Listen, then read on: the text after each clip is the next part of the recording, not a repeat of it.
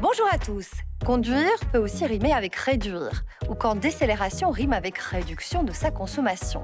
Réduire son empreinte écologique au volant, on appelle cela l'éco-conduite. Contact vous donne quelques astuces pour mieux maîtriser votre consommation. C'est parti!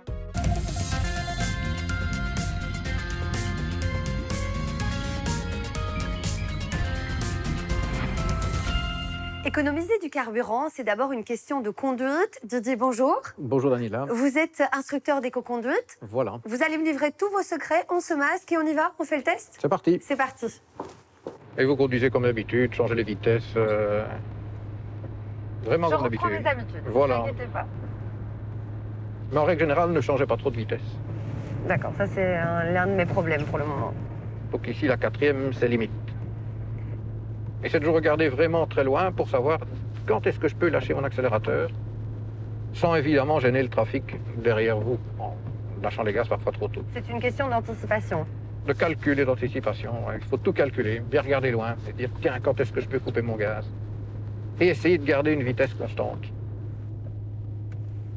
Ah ben voilà, ça c'est parfait. Vous voyez, on n'a pas marqué l'arrêt. Ouais.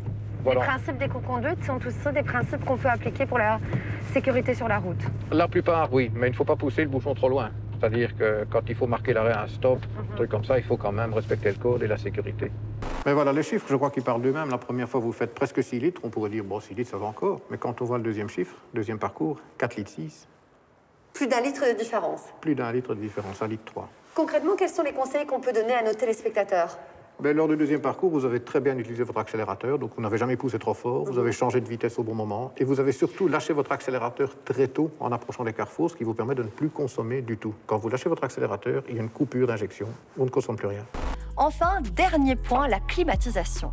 La surconsommation de carburant due à la clim peut atteindre 5% sur autoroute et 25% en ville.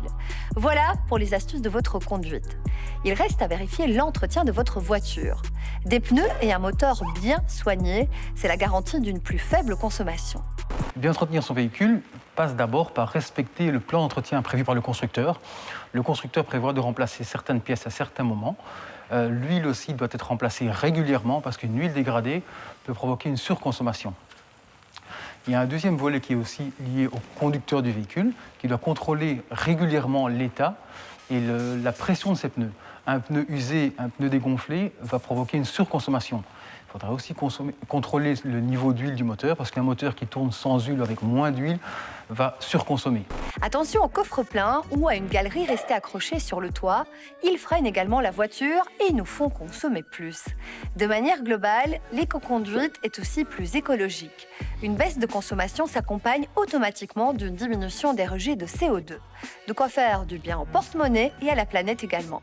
Vous l'avez vu dans cette émission, anticiper le trafic, avoir une conduite régulière, utiliser le frein à moteur ou encore alléger au maximum votre véhicule, vérifier régulièrement la pression des pneus peut vous permettre de réduire votre consommation. Mais ce n'est pas tout. Pensez aussi à rouler à vitesse modérée, éteindre le moteur quand on patiente ou encore limiter la clim quand c'est possible. Sachez qu'un éco-conducteur peut économiser jusqu'à 40% sur un plein, soit en moyenne 400 à 500 € d'économie par an. Intéressant, non? Enfin, l'éco-conduite reprend les principes de base de la conduite préventive. C'est donc une manière de conduire plus sûre. Si vous avez des idées ou d'autres questions, contactez-nous via les réseaux sociaux. À la semaine prochaine et d'ici là, bonne route!